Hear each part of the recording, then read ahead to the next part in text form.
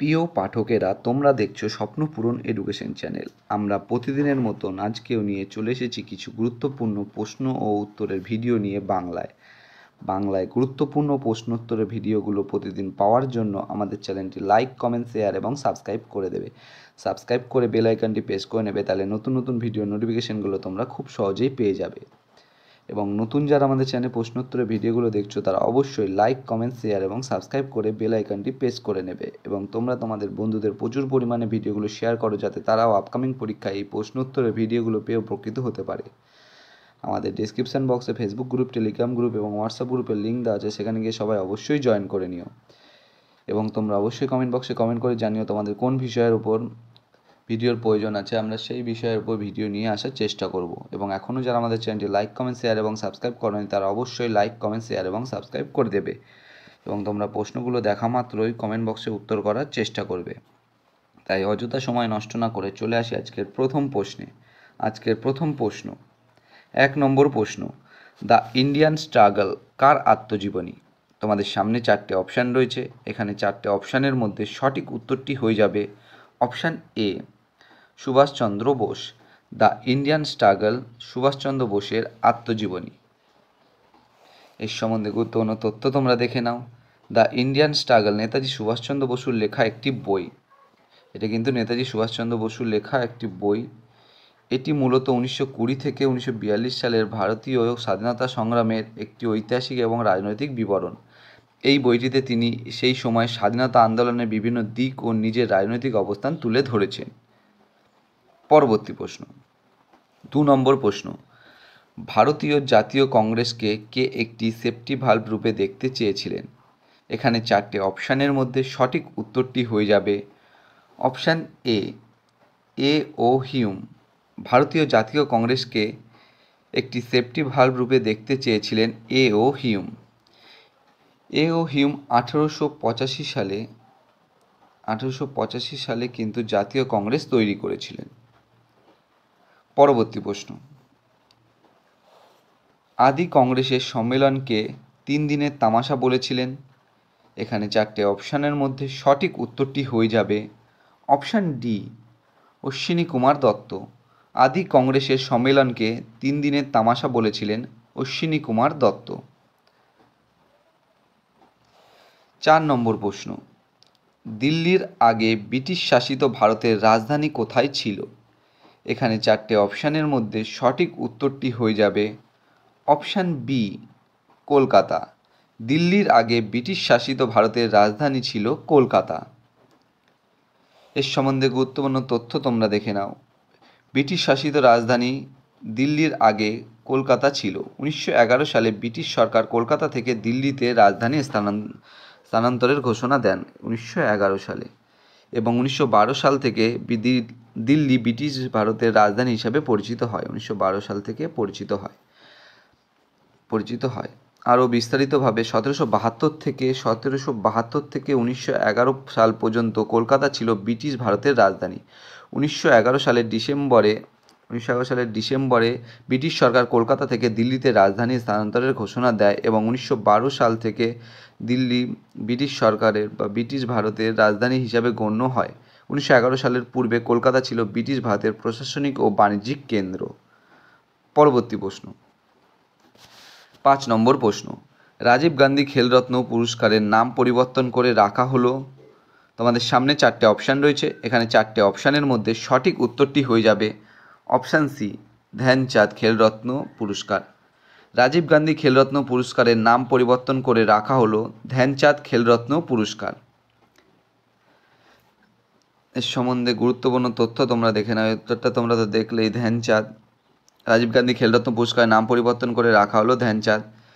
6 August 2021 সাল থেকে কিংবদন্তি হকি খেলোয়াড় মেজর ধ্যানচাঁদের সম্মানে পুরস্কারটির নাম পরিবর্তন করে মেজর ধ্যানচাঁদ খেলরত্ন পুরস্কার রাখা হয়েছে। এটি কিন্তু 6 আগস্ট 2021 সাল থেকে রাখা হয়েছে। পরবর্তী প্রশ্ন, 6 নম্বর প্রশ্ন, কোথায় শঙ্করাচার্য মঠ স্থাপন করতে পারেননি? এখানে কিন্তু ভালো মতন দেখে নেবে, বলেছে মঠ স্থাপন করতে পারেননি। এখানে 4টে অপশানের মধ্যে সঠিক উত্তরটি হয়ে যাবে অপশান বি, কাঞ্চি। কাঞ্চিতে শঙ্করাচার্য মঠ স্থাপন করতে পারেননি।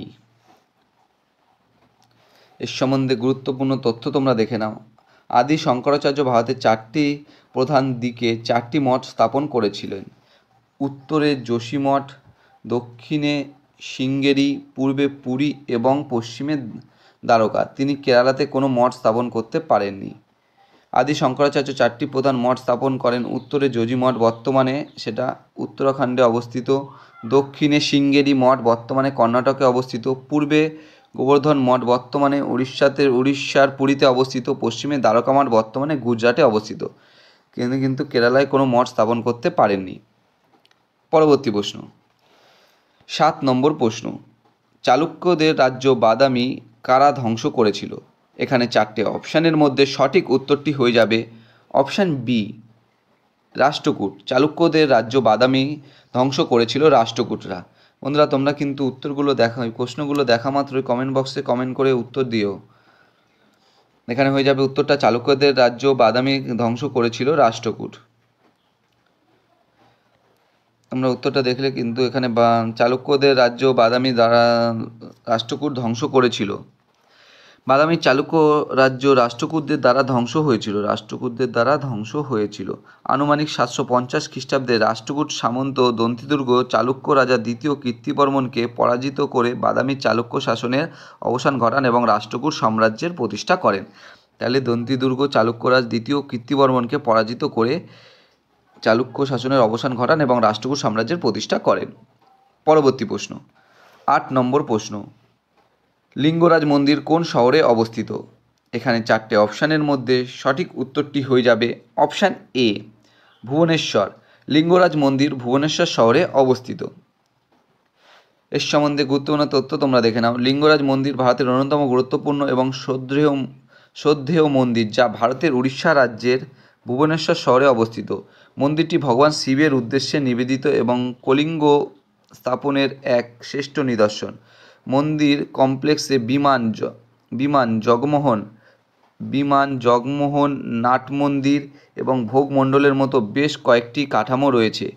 প্রতিটি তার জটিল খোদাই এবং নকশার জন্য পরিচিত। এই মন্দিরটি সাংস্কৃতিক ঐতিহাসিক অত্যন্ত তাৎপর্যপূর্ণ এবং ভগবান শিবের ভক্তদের জন্য একটি গুরুত্বপূর্ণ তীর্থস্থান। পরবর্তী প্রশ্ন, 9 নম্বর প্রশ্ন, পৃথ্বীরাজ বিজয় লেখক কে ছিলেন? এখানে 4টে অপশানের মধ্যে সঠিক উত্তরটি হয়ে যাবে অপশান সি, জয়ানক।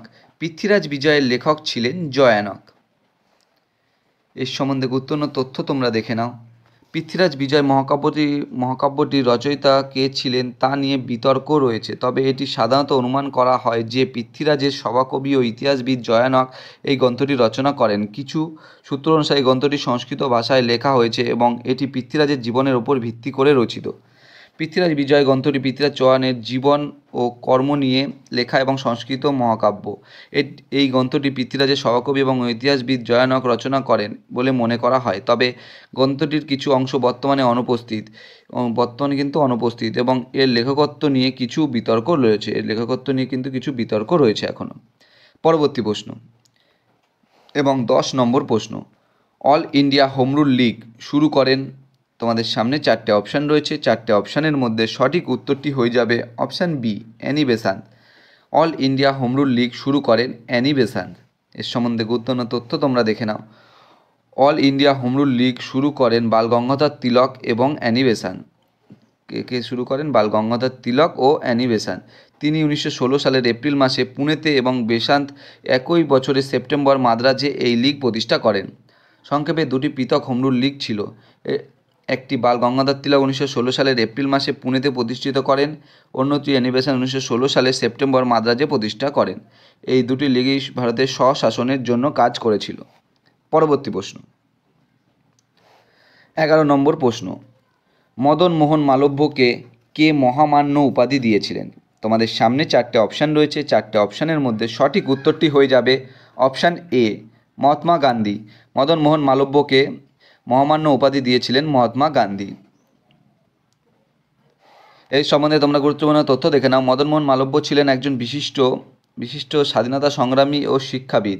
তিনি বেনারসে হিন্দু বিশ্ববিদ্যালয় BHU প্রতিষ্ঠা করেন। তিনি 1916 সালে তিনি বিশ্ববিদ্যালয় প্রতিষ্ঠা করেন। মালব্য ভারতীয় জাতীয় কংগ্রেসের 4 বার সভাপতি নির্বাচিত হয়েছিল। মহাত্মা গান্ধী তাকে মহামান্য উপাধি দিয়ে সম্মানিত করেন। মহামান্য শব্দের অর্থ হল মহান আত্মা বা উচ্চ মনের অধিকারী। এই উপাধিটি মালব্যের অসামান্য ব্যক্তিত্ব ও সেবামূলক কাজের স্বীকৃতিস্বরূপ দেওয়া হয়েছিল। পরবর্তী প্রশ্ন এবং 12 নম্বর প্রশ্ন এবং আজকের শেষ প্রশ্ন, বঙ্গোপসাগরে ঘূর্ণিঝড়গুলি কিসের সাহায্যে গবেষণা করা হয়? এখানে 4টে অপশানের মধ্যে সঠিক উত্তরটি হয়ে যাবে অপশান এ, স্যাটেলাইট ইমেজারি। বঙ্গোপসাগরে ঘূর্ণিঝড়গুলি স্যাটেলাইট ইমেজারির সাহায্যে গবেষণা করা হয়। এর সম্বন্ধে গুরুত্বপূর্ণ তথ্য তোমরা দেখে নাও। বঙ্গোপসাগরে ঘূর্ণিঝড়গুলি গবেষণা করার জন্য বিভিন্ন প্রযুক্তি ও পদ্ধতি ব্যবহার করা হয়, যার মধ্যে রয়েছে আবহাওয়া পূর্বাভাস কেন্দ্র, উপগ্রহ চিত্র, রাডার ব্যবস্থা, বায়ুমণ্ডলীয় মডেলিং এবং সমুদ্রপৃষ্ঠের তাপমাত্রা পর্যবেক্ষণ। এছাড়াও ঘূর্ণিঝড়ের পূর্বাভাস দিতে ক্ষয়ক্ষতি কমাতে বিভিন্ন গবেষণা ও উন্নয়ন প্রকল্প গ্রহণ করা হয়েছে। বন্ধুরা, তোমাদের জন্য আজকে এ কটাই প্রশ্নোত্তর ছিল। তোমাদের প্রশ্নোত্তর পেয়ে যদি উপকৃত হয়ে থাকো অবশ্যই আমাদের চ্যানেলটি লাইক, কমেন্ট, শেয়ার এবং সাবস্ক্রাইব করে দিও। সাবস্ক্রাইব করে বেল আইকনটি প্রেস করে নিও, তাহলে নতুন নতুন ভিডিও নোটিফিকেশনগুলো তোমরা খুব সহজেই পেয়ে যাবে। এবং নতুন যারা আমাদের চ্যানেলে প্রশ্নোত্তরের ভিডিওগুলো দেখছো তারা অবশ্যই লাইক, কমেন্ট, শেয়ার এবং সাবস্ক্রাইব করে দিও। সাবস্ক্রাইব করে দিলে তোমরা নতুন নতুন ভিডিও নোটিফিকেশনগুলো খুব সহজেই পেয়ে যাবে। এবং তোমরা তোমাদের বন্ধুদের প্রচুর পরিমাণে ভিডিওগুলো শেয়ার করো, যাতে তারাও আপকামিং পরীক্ষায় প্রশ্নোত্তর ভিডিওগুলো পেয়ে উপকৃত হতে পারে। আমাদের ডিসক্রিপশন বক্সে ফেসবুক গ্রুপ, টেলিগ্রাম গ্রুপ এবং হোয়াটসঅ্যাপ গ্রুপের লিঙ্ক দেওয়া আছে, সেখানে গিয়ে সবাই অবশ্যই জয়েন করে নিও। এবং তোমরা অবশ্যই কিন্তু কমেন্ট বক্সে কমেন্ট করে জানিও তোমাদের কোন বিষয়ের উপর ভিডিওর প্রয়োজন আছে। আমরা সেই বিষয়ের উপর ভিডিও নিয়ে আসার চেষ্টা করব। এবং এখনও যারা আমাদের চ্যানেলটি লাইক, কমেন্ট, শেয়ার এবং সাবস্ক্রাইব করনি তারা লাইক, কমেন্ট, শেয়ার এবং সাবস্ক্রাইব করে দিও। তোমরা লাইক, কমেন্ট, শেয়ার এবং সাবস্ক্রাইব করলে আমরা আগ্রহ পাবো এবং আরও নতুন ভালো ভালো ভিডিও নিয়ে আসার চেষ্টা করব। তাই অবশ্যই তোমরা আমাদের চ্যানেলটি লাইক, কমেন্ট, শেয়ার এবং সাবস্ক্রাইব করে দিও।